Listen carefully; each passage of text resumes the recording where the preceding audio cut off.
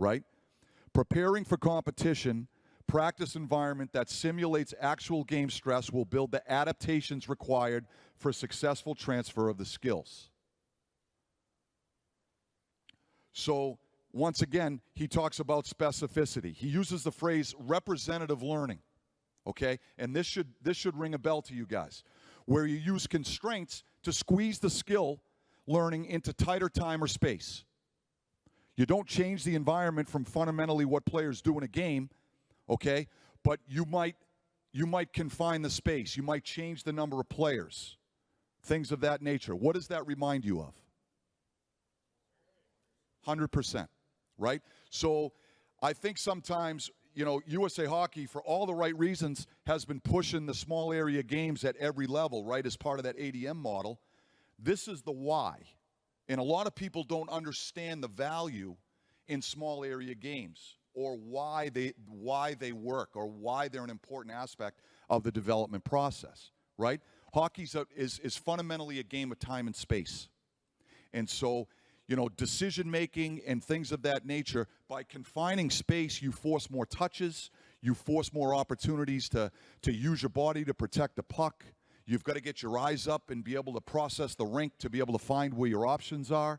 On the other side of the puck, you've got to be able to anticipate and use your stick position to maybe shut down a passing angle, right? That's the value of a small area game. And what I'm trying to give you now is I'm trying to give you the why. This is why it makes sense. In Doc Z's book, he talks with this Vitor Freire, and I hope I'm pronouncing his name right, who's a lecturer at the University of Porto in Portugal, and he's a soccer coach, and he's a very, very well-respected soccer coach in Europe, okay? And he created this, or developed this training practice that he calls tactical periodization. He aims to make every minute of training directly related to the objectives of the game. He never separates the physical skills from the intellectual or the mental skills. And I think that's probably the most important takeaway, is there's been an assumption, I think, in North America for a long time that if we separate the intellectual aspect of the game from the physical aspects of the game, and we have a building block approach, at the end of the day we can put it all back together and we expect it to work. Well, what science is telling us is just the opposite, that we need to not uncouple the mental from the physical. We've got to train them at the same time. You can still do it in a gradual, progressive manner, but we would be much better served if we didn't uncouple the intellectual aspect of our game, the decision-making, the anticipation, things of that nature, right, from the physical. The stick handling and the skating and the receiving and one time in a puck or protecting a puck, whatever it may be. And for me, that's a real important takeaway.